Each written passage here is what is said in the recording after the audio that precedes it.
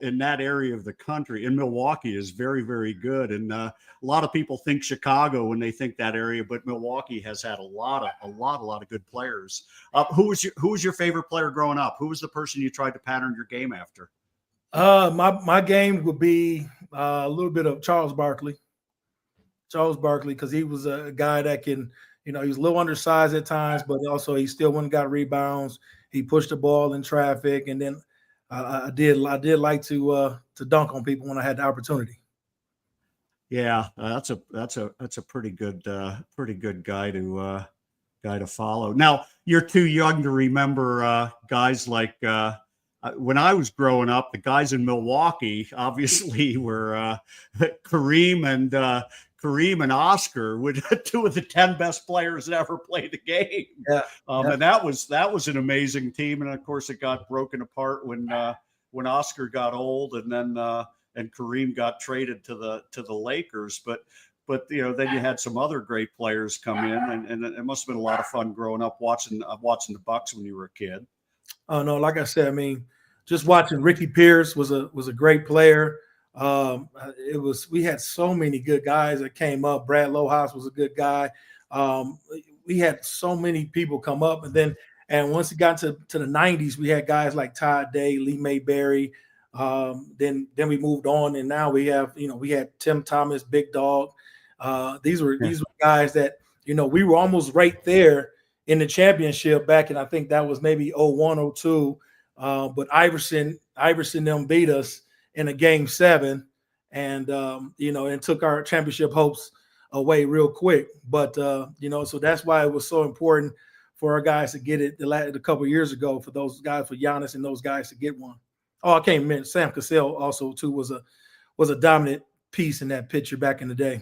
Yeah, they had some great players. I remember after Kareem, they brought in Bob Lanier as the big man, and I had seen Lanier play as a freshman in college in upstate New York, and he was a monster. He was a great Hall of Fame player. So anyway, you graduate from Rufus King, and you go on to Kirkwood, right? Community college in Iowa for 2 years. All-American there, right? Junior JUCO All-American, which is something. Did you play well in the JUCO tournament? Did the team do well in the JUCO tournament? So it was my freshman year. I tell you, got a little story behind this. My freshman year, going into junior college basketball, I was recruited by Coach Jans. That's at Mississippi State. And he ended up getting another job. But he said his best man, his best friend in his wedding was going to get the job at Kirkwood Community College, which was named Doug Wagamester. And Doug Wagamester, we came in with 22 guys. He just took me without even, I came down, I saw him. I was a little fat kid out of shape, and he took me in, and he was able to just work with me over time. But we had 22 guys to start the semester. By second semester, we had 11. So it was a little bit of introduction to junior college basketball. Like, some going to stay and a lot of people are going to leave. So once we end up figuring out we have our roster of 11 guys in that second semester, we was able to take our stride. So we've made a good stride. We end up winning the league. We won the league, but then we also lost in the championship to go to the national tournament.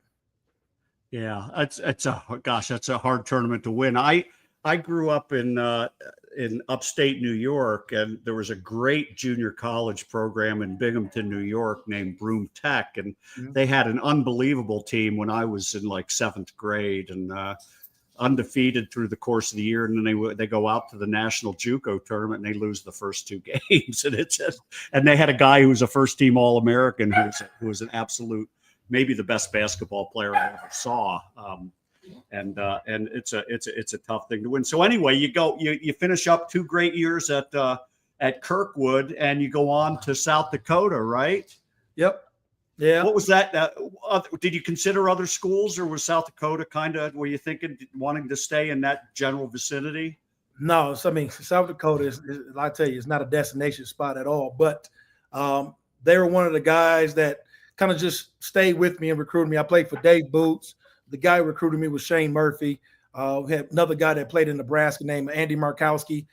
So we had some guys, and then the GAs are actually it was Brian Martin and Marty Richter, which are still, they are Division I coaches now. But at that time, those guys, they poured into me over amount of time. I had some Division I offers, some things fell through. They kept pouring into me. And so I had to give it a look. In South Dakota, I went there. They averaged 4,500 fans a game. It was the only show in town. They had football, but basketball was their main thing. So I know I had to go somewhere for 2 years and try to win some games and make my impression felt. So it was a no-brainer once I got on campus. And they had some great guys, man. I mean, they had a guy by the name of Nate Tibbetts, who's actually was in the NBA as a head coach. Now he's the Phoenix Mercury head coach. I was able to go see him, take my kids to go see him coach his game against the Chicago Sky on Sunday. So, I was able to be blessed to be around good people, good basketball minds. And at the time you didn't know, but as you look back on it, I was blessed to be in good situations.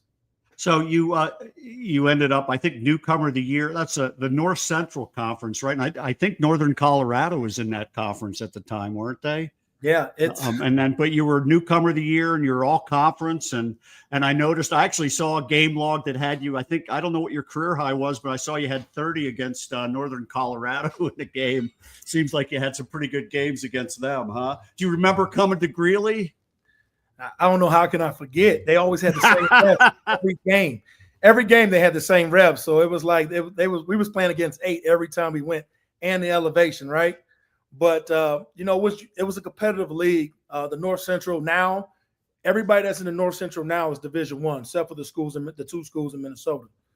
So it was a competitive league back then, just as much as it is now. But when we used to come back and we'll play Omaha, Nebraska. We played back-to-back games. So we'll get on a flight early in the morning after playing Omaha and then fly on over and play Northern Colorado that night. And so it was a gauntlet. It really tests you mentally and physically. Now you played, I think North Dakota State was in the conference. Was Tim Miles coaching North Dakota State back then? Do you remember? Tim Miles just left, but it was Greg McDermott. Yeah. Okay. Yeah. I remember he was there. So so I tried to, by the way, I have some connections into South Dakota, and I tried to dig up some dirt on you, and I couldn't get anybody to say anything but nice things about you. I have a very good friend who was the women's coach back then, Chad Lavin. Oh, yeah. I don't know if you knew Chad very well. Yes. Chad lived out here. He was an assistant out here, and I got to know him really well when he was coaching with Ryan, the women's team. I played a lot of golf with Chad. Yeah. And I said, "What's the dirt on Jimmie Foster?" He goes, "Very good player, very good guy." But he said, "Ask Jimmie," he said, "you used to have to, the program, obviously in those days, it wasn't as much money." He said, "You guys had to travel and bus a lot with the girls' teams to games, right?" We did. The girls sat in the front, we sat in the back. So it was back-to-back games. So like I said, I mean, for you to go out, your mind had to be absolutely right from the bus ride. Then you got the girls playing before. Then, so I mean, it was a 6-hour drive. So, it was very similar to being in a semi-pro G League type style early in the game. So I got to ask you this: when you see players today with all the NIL opportunities, do you think they could ever understand that you had to ride the buses and share buses with the girls' team? No, they won't understand that. I mean, it's one of the things. Every time each group get older, right? It's the past teams had it worse. You're supposed to leave it in better shape, and I think that's where it's at. But yeah, I couldn't imagine telling some guys that they have to ride with the girls, or we got to take a 6-7 hour bus ride nowadays. After being in Division I for 20 years now, it's definitely a different lifestyle. Yeah, like I said, Chad wanted to make sure I covered that with you. So anyway, after you graduated, you went back and coached high school ball back in Milwaukee, right? Your first coaching job, yeah. Yeah. So I tried to go play a couple years, go overseas, but I didn't graduate right away. And so I came back home, and my father at the time was saying, "Hey, if you're gonna live here, if you're living in the house, you're gonna have to work." So I had to work and then try to do a second shift job at a juvenile delinquents home, and also to work on my game to help me put myself to that next level. And so I decided before I could continue my professional career, let me go back and get my degree. In the meantime, I had some things go on with my family dynamic. My father passed, and so when he passed, I had to make sure I take care of my mother, and that's when I started coaching high school basketball, working in the cities. And from there, North Dakota, I think, was that the next their first assistant? No, thing, so I went back. This is where I went back. So I coached high school for 2 years. Yeah. And then I went to Kirkwood. Oh, okay. Kirkwood. Okay. Yeah, Before you went to North Dakota. Yeah, So okay. So I got the timeline wrong, but while you were at Kirkwood, you had a couple of years there. You ran into this guy, this 6-foot guy who had kind of had a miserable first year at Indian Hills Community College. I think he tried to walk on at Iowa and they didn't want any part of him. And he showed up at Kirkwood. His name was Ali something, I think Farouk Manesh. What was your first impression, the first time you saw Ali play basketball? Well, the first thing it took me a while to learn how to spell his name. That was the first thing. I had to make sure I spelled his name correctly. It was unique though, because Coach Wags, he kept telling me to come back to Kirkwood to help him coach from when I was coaching in the city. And so it was unique. When I saw him, Wags had great reviews about him. He said, this guy works his tail off. He's a good player. He's going to be good for us. And that's what I'm thinking about it. It's about, certain schools, it's about the certain fit. I'm not denying that you're a good player, but at that last spot may not have been the right fit for you. So when he came to Kirkwood, we put the ball in his hands right away. And as you can see, he was a elite level shooter. But better yet, he was a good teammate, great teammate, and he was a learner. So when you have a basketball guy that wants to learn, and like him, he's going to keep getting better and better and better. Yeah, he was 6 feet. He wasn't the quickest. He didn't jump high, but his heart was way bigger than his height. And so he was the guy that helped us get to that national championship our first year because of his determination, his tenacity. What the things that he does now as a coach, it ain't just happened because he's a coach. That happened because what he grew up in and what he was doing as a player. That development thing that he's doing, that's not something that just happened. That's something that he's done because he lived it. He was in the gym at all times. I was in the gym with him at times. And when he played, the 3-point line was right at the top of the key. Right. And he kept trying to cradle the line. I want to shoot at the line. I said, Ali, you shoot once you get in the gym, that's where your range is. So listen, don't worry about the line. The line is just for the referees. It's not for you. Let that thing go. Yeah. I know later in his career, he hit one from about 8 feet behind the line against UNLV, a game winner against UNLV in the first round of the NCAA. So anyway, you coached, you had a team that almost won a national championship. Ali was an All-American. And from there you moved on. Is that when you went to North Dakota or? So I did 2 years at Kirkwood and then went over to North Dakota. And you didn't spend much time there, and then you hooked up with Green Bay with what's his name, Brian Wardle, yep. Right? And you had five great years there, right? Just unbelievable years in one of the most underrated conferences at the time, the Horizon League. That conference was absolutely loaded. That had to be an education for you as an assistant coach. They were putting out pros, day in and day out. And, you had Norris Cole when I got there. Shelvin Mack from Butler was there. Gordon Hayward just left from there. Ray McCullum was there. So we had came up, and then we had Kiefer Sykes that came in right behind those other guys. So that was definitely a very competitive league. I was fortunate enough to be with some good guys because I was at North Dakota with Brian Jones. And the reason why I got to Brian Jones is because of what I did at South Dakota. Greg Lansing was the coach at Indiana State that played at South Dakota.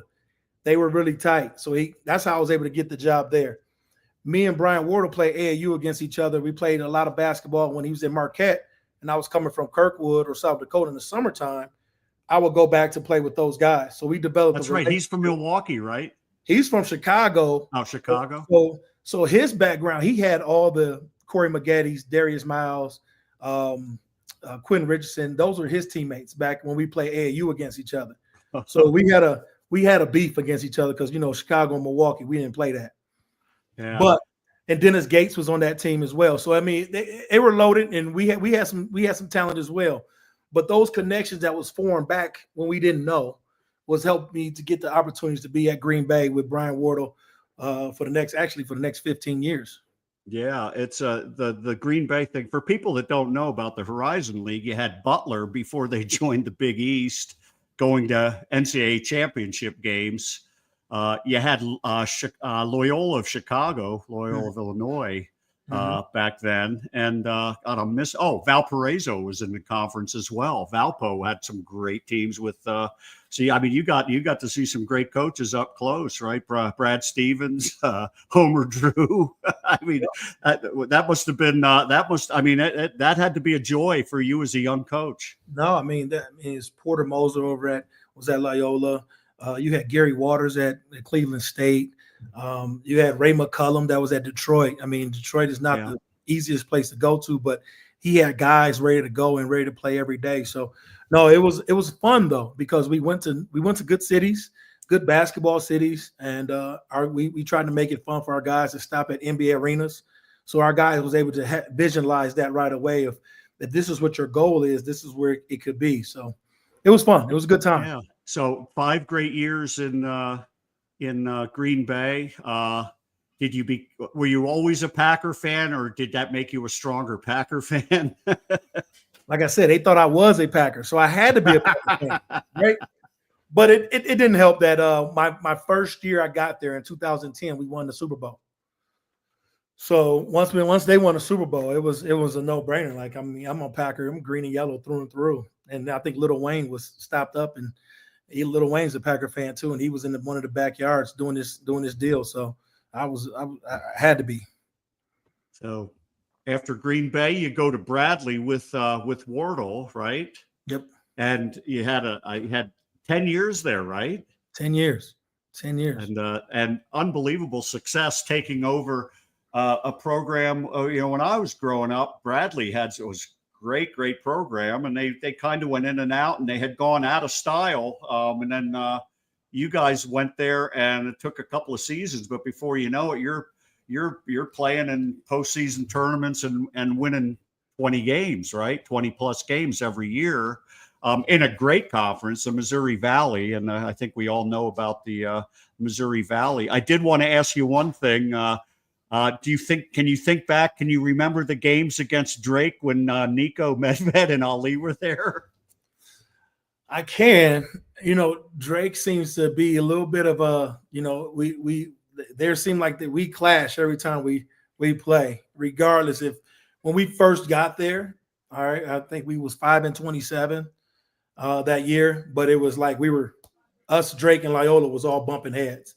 And then the next year, a couple years later, Loyola leaves, and then it seemed like Drake and us are still bumping heads. And Nico, in his short stint that he was there, he filled in right away with those guys that was left before, and filled right in, and did a great job with those guys. Man, I think it was Nick McGlynn's last year. They had another little guard that was there, and those guys are really, really tough. I mean, it's like how the game is right now. And once you can transfer portal or whatever. You can get guys, if you can get them to play as hard as you can for you and believe in your system, you're going to have a good team. It's not like how it used to be, where when we took over Bradley, it was, we had to wait. We had 10 freshmen, and then we just had to grow the process.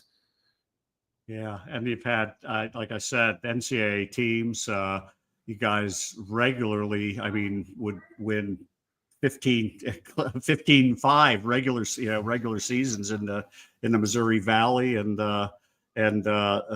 10 great years there. And then let's see. NIT appearances, a couple of NCAA appearances. You lost one with COVID, right? Yeah, it's 10 years, but I will tell you, we had two different. It felt like two different jobs.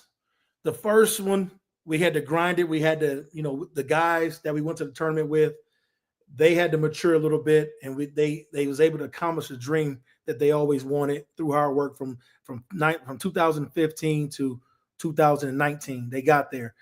Then we went back again in 20, and then of course COVID hit. And once COVID hit, it seemed like it's two different jobs, because now the guys that you had in COVID,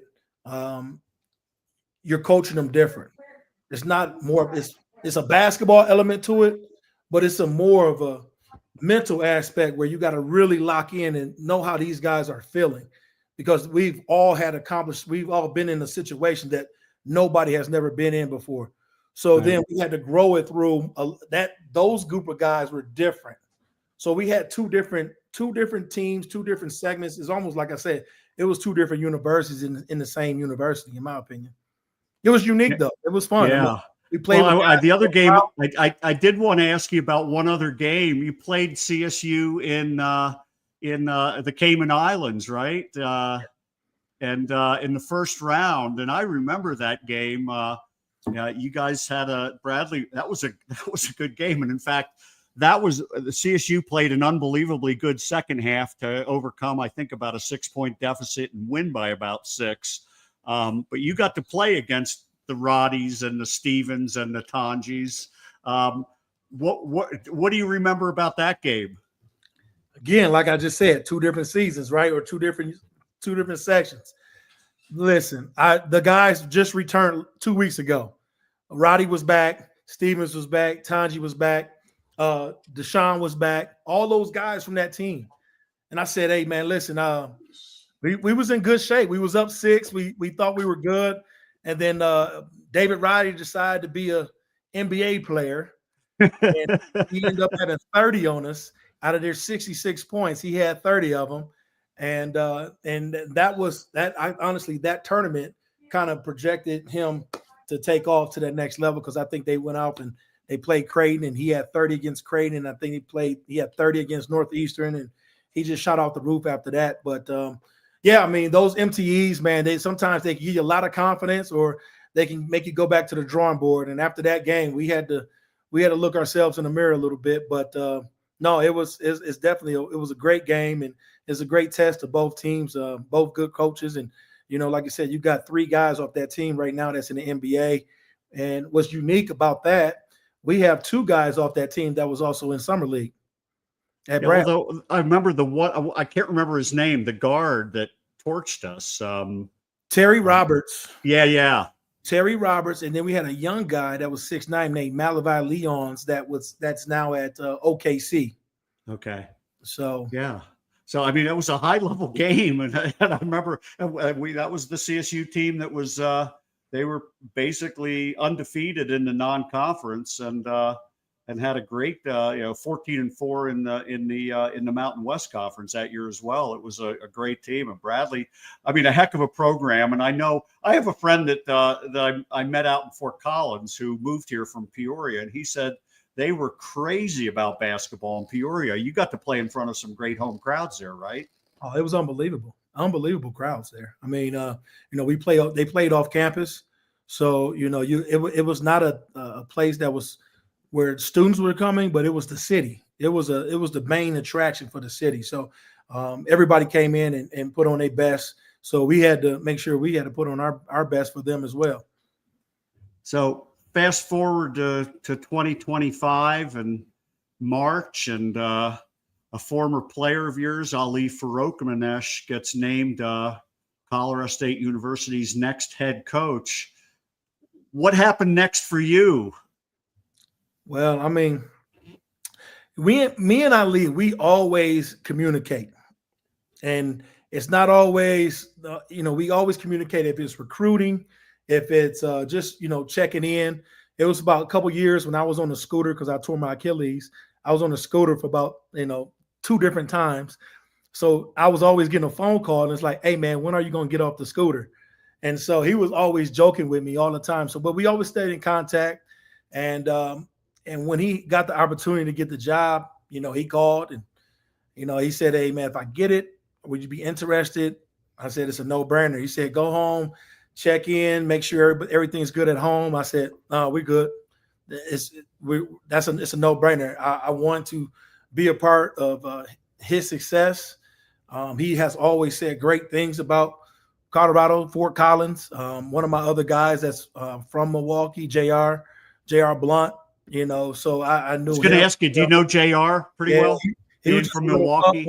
He was just a little pup when I was playing, but we've gained a lot of respect, and I know our families know his family. So it was a no-brainer for the opportunity to get out and be West. It was a challenge for me because it's something new. Haven't been anywhere in 10 years. My family hasn't moved anywhere in 10 years. My kids, they were all born in Peoria. So, now to make that transition, it was the perfect time.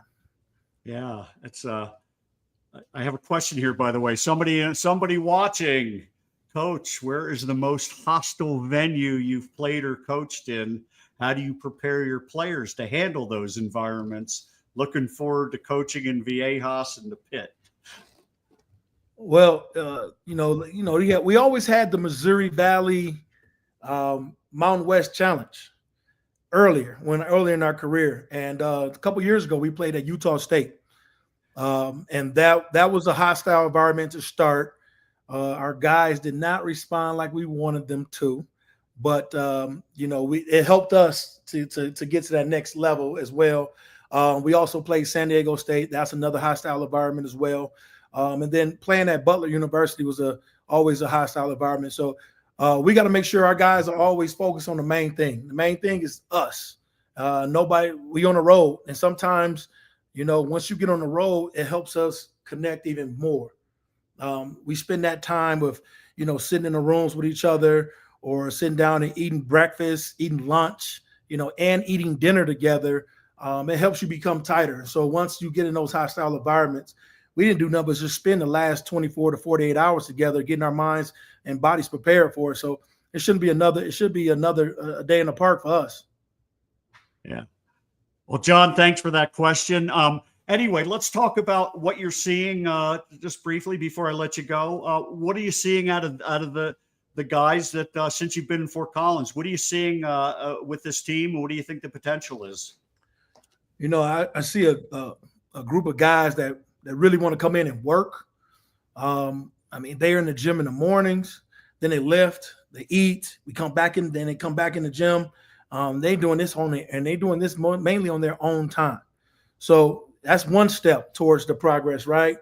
And then as well as for some of those guys that are newcomers, they're coming in and picking up the terminology, understanding what Coach Ali wants. And it's not any pushback. It's more guys that want to be here, that really wants to be successful, and it's not for themselves. It's for the team. So we have a group of guys that's it's mainly for the team, because they know that if you play for the team, all right, the success for yourself will come. Yeah. So you talked about the terminology. I know a lot of the terminology is new for the players. Is it new for you as well? Has it been a little bit of a learning curve for you? Oh, it's a learning curve, but at the end of the day, like you say, I've been in basketball for 20 plus years. It's not a new action. It's just a new term. So I know the action, not just the term. So once I identify the term with the action, it's easy to pick up. We got a player watching here, my buddy Kyle Jorgensen. Oh, gee, there you go. Yeah, thanks for participating, Kyle. They call me OG, Big Onk. When I was coaching Ali, I was like big bro, but now I'm all grayed out. So now I'm the OG. Hey, I've been called worse than that. I answer to "Hey you" nowadays. That's good enough for me. Hey, speaking of Kyle though, man, he has a really good summer. I was here in April just to work out with those guys for that little bit for about 3 weeks, but then also to come back and this summer he's been a spark for us. Very vocal for the newcomers. He brings a great amount of energy to our guys and a sense of toughness. He won't stop talking. I love that about it because, when he wins, he's going to let everybody know he wins. But when he lose, he kind of quiet. But for the most part, he's on the winning side. He'll let you know. The one thing, the last practice I went to, I mentioned this on one of my shows last week. Kyle set a screen that was very much like a Rashawn Mbemba, and he got Rexniner really hard. I mean, really hard. And I my belief is that this offense runs really, really good when you've got big setting great hard screens on the outside. Everything else, the ball seems to move when those screens are being set.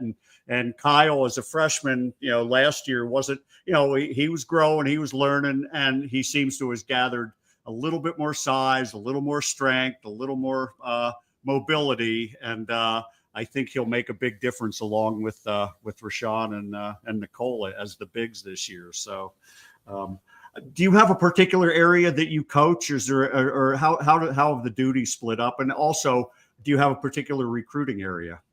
Well, as far as duties assigned this year, be more focused on the defensive side.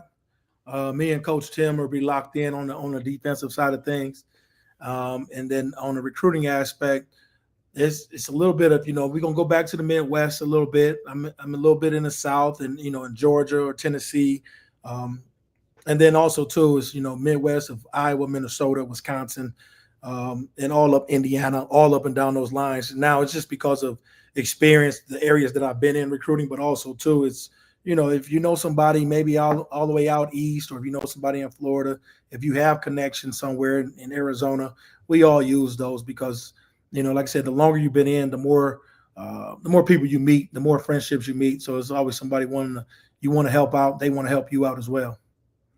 That sounds like, I mean, it's a joy getting to know you because, the staff, we had such a fun staff last year. And then when Nico left and he took Brian with him, I assume you knew Brian. Yeah. I knew Cooley. I didn't mess with Cooley because he was, he was at South Dakota State. So I still have, right. Still taking me a little bit of, with Cole and Chris to, they were South Dakota State guys. So I had to warm up a little bit. But Chris was from Milwaukee, so he's from my high school as well. So I had to make sure I showed him the ropes. Yeah. So that was, but we lost Brian but Ali managed to retain Tim and Ken. And then when he announced the new staff, it was so exciting because all of a sudden we got you coming in with all your experience from the Midwest and some really good teams, and then bringing in Pilipovich, who has just amazing level of experience from throughout the Mountain West, and then bringing Cole in, who I had last week, a good young up and coming coach. He can learn the ropes from you guys. But this staff is, to me, is for Ali to have a first year, be a first year head coach. I just can't think of a more of a powerhouse kind of staff. And I assume you're looking forward to working with the other guys. Oh, absolutely. I mean, I think the fact of, if you can't have a good team if you don't have a good staff, you can't, because the staff has to be basically another version of Ali. And we all have to be able to sing the same message as well. So, no, those guys they're really good at what they do. Coach Ken has been around the block as well. Ken and Tim has been around the block. And, I'm the OG, but Coach Dave is the triple OG because he's been around the block and he's been in everybody's shoes. He also been in Ali's shoes before as well. So it's very nice to be able to pick his brain as well as me being in the game for so long and still be able to go back and have somebody right there to pick the brain that's been in the game even longer. And then it's like a delicacy for Chris Howell and Cole to have him or Coach Dave and Ali and all of us around to help them grow. And because we're still growing, it's, that's what's unique about basketball. It's unique about coaching. Every day is something different. It's a different challenge. We go in with a plan, but that plan always get knocked off to something else. And so it's about how you be able to manage everything in amount of time and be able to delegate and be able to make sure you get the most out of your guys and make sure that you have the support staff is with you 110% because the staff is everything. Before I let you go, one more comment from John. Don't want you guys looking too far ahead, but can't wait to see you play in Spokane, beat the Zags. did when you came, I mean, obviously you're coming into the Mountain West, but longer term, were you excited about this new Pac-12 conference? Oh, the transition is going to be great. I'm very excited. It was thing about it, everybody's excited. So it's something new, it's something refreshing. It's going out on the road and recruiting. It's it's a little feather in the cap as well. Guys are really excited to hear about this new change. So yeah, I'm excited about every challenge. Every game is going to be a challenge, right? Yeah, I mean, it's our absolutely. non-conference schedule come out. Every game is a challenge. This is college basketball. Any day you don't come prepared, you can get beat. So it's going to be an opportunity for our guys as we got newcomers coming in for them to experience. And then next year is next year. But right now, we got to make sure we focus in on our goal at hand. Yeah, I'm sorry if you heard. I assume you heard the dog barking in the background. That's my puppy named Bowen, named after somebody you coached against, Bowen Bourne. He was so he's feisty, just like Bowen. Anyway, Jimmie, I'm gonna let you go. This has been fantastic getting to know you. I am so excited to watch this team come together in the fall, and as we head toward November. Welcome to Fort Collins. Welcome to CSU. And we're so excited to have you, Jimmie. Thank you, Steve. I'm happy to be here. I appreciate everything. All righty. You bet. Have a great night. Have a great weekend. I'll see you in a few weeks when you guys get back going. All right. You too. Good night. Thanks. Jimmie Foster. Great coach. A lot of experience, as you heard. He's been in, he understands the game. Like I said, 5 years, I think the 5 years in Horizon League playing in a really, really tough league. And then 10 years in the Missouri Valley. And anybody who knows basketball knows the Missouri Valley with the Drakes and the Indiana States and the Illinois States and Northern Iowas where Ali played. What a heck of a conference in 10 years he had there, building Bradley into perennially one of the top three programs. Typically they and Drake the last few years have been the top team. So thanks to Jimmie for joining us. Thanks to Jimmie for sharing his time with us and us getting to know him. Before I go, I mentioned I was going to talk about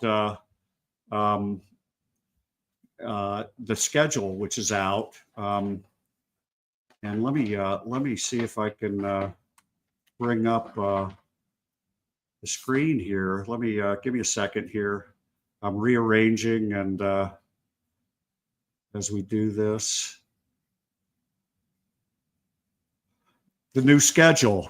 I will go over this in much more detail in another show. Last year, if you remember, I did a show before the start of the season where I kind of ranked the non-con games in reverse order. We had a good schedule, and I talked about where the tough games were going to be, and you can bet we'll do the same thing this year. But 11 games plus an exhibition game.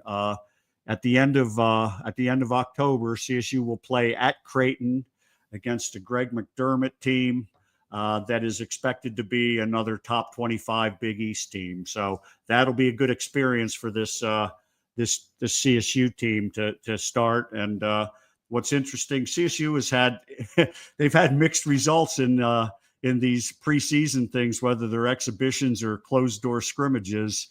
A couple of years ago, CSU absolutely murdered Minnesota in a closed-door scrimmage and then went up to Oregon and beat Oregon by double digits. And then last year in a closed-door scrimmage, they lost at home to Washington State. And so you never know what's going to happen. But the whole idea of those games is to get experience. And I can't think of a better program than Creighton because Greg McDermott is a great coach. He's done a great job at Creighton, and the team will have to be prepared to be able to play against a team of that quality. But then if you look at the schedule, 7 home games, 3 neutral games, 1 road game. Incarnate Word, I know a little bit about them. Southland Conference, they're expected to be top 3. this coming year. So there'll be a decent lower level conference team. As Jimmie said, Jimmie talked about you can lose to anybody on any given night. And so if you're not ready to play, we saw that we almost lost to Tennessee State last year with our NCAA tournament team. We ended up losing to Cal Riverside. If you're not ready to play, you can lose these games. But Incarnate Word, a top 3 team. Omaha, out of the Summit League, Omaha won the Summit League last year. And they won the tournament as well. They went to the NCAA tournament for their first time ever. And so they'll be decent this year. Cal Poly, the 3rd team there.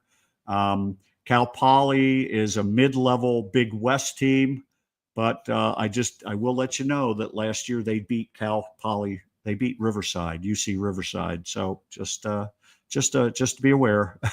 And then the only true road game, Loyola of Chicago, a very good A10 team. That'll be a good game.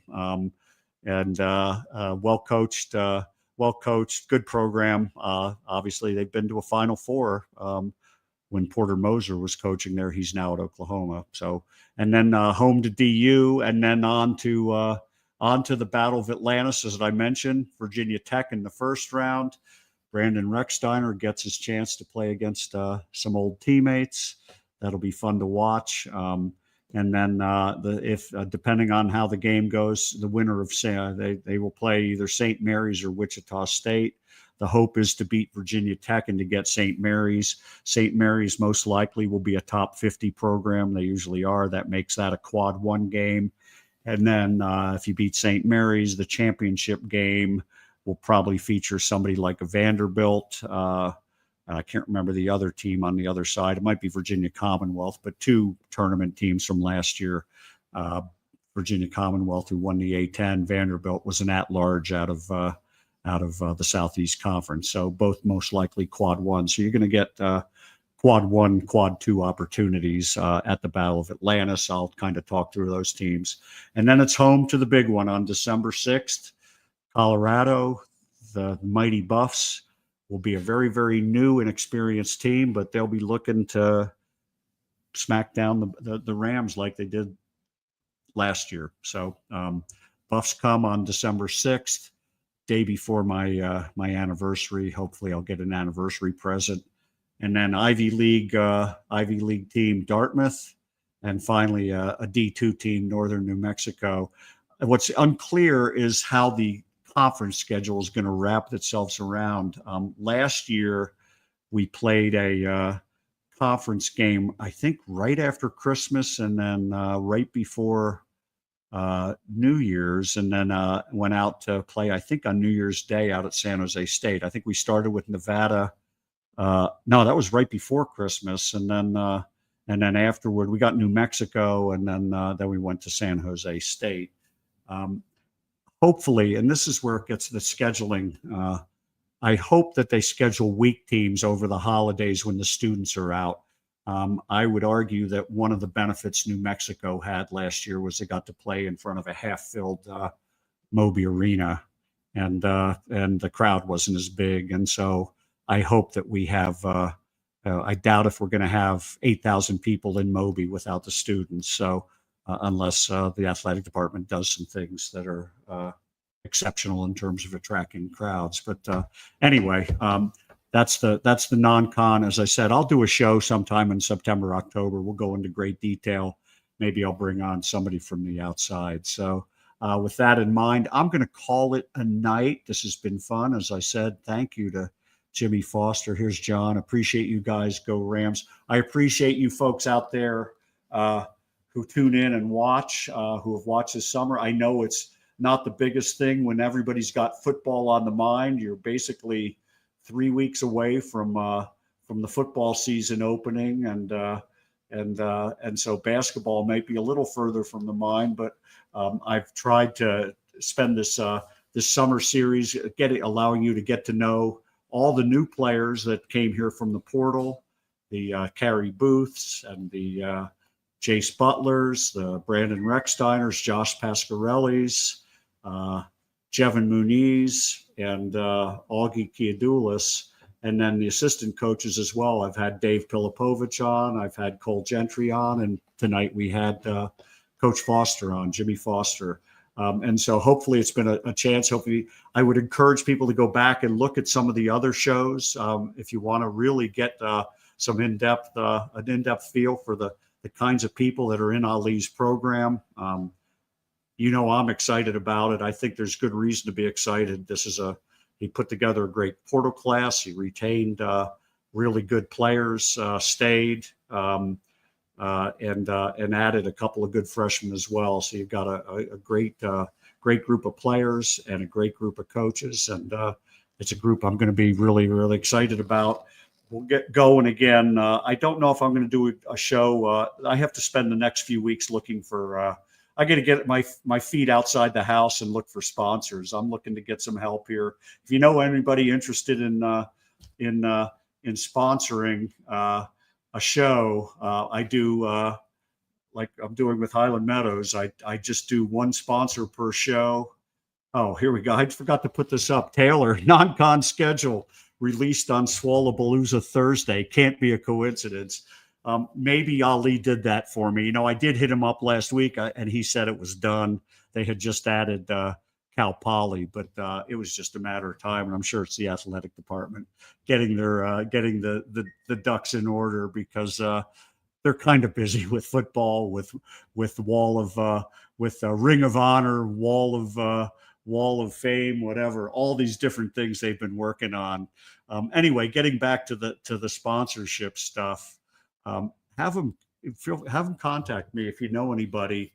I can walk you through the demographics. I am excited about the audience I get for this show, and the demographics are really, really good in terms of people that advertisers typically look for. This is a great audience, and a growing audience.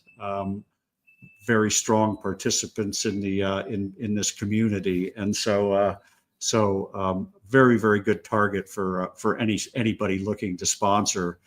Contact me. You can reach me on Gmail at crackerscollegehoops@gmail.com. You can direct message me on X. I'm at @swollcracker, just throw me a bone. Anyway, just let me know if you're interested. So. With that, I'm going to say good night. Thank you, everybody. We're having fun. We had a great time this summer with the Swollapalooza Summer Series. We'll get going again sometime in the next few weeks, maybe right around Labor Day. So anyway, have a great time. Have a great football opening to everybody. Enjoy the Rams. Let's go Rams. Have a great evening. Have a great weekend, everybody.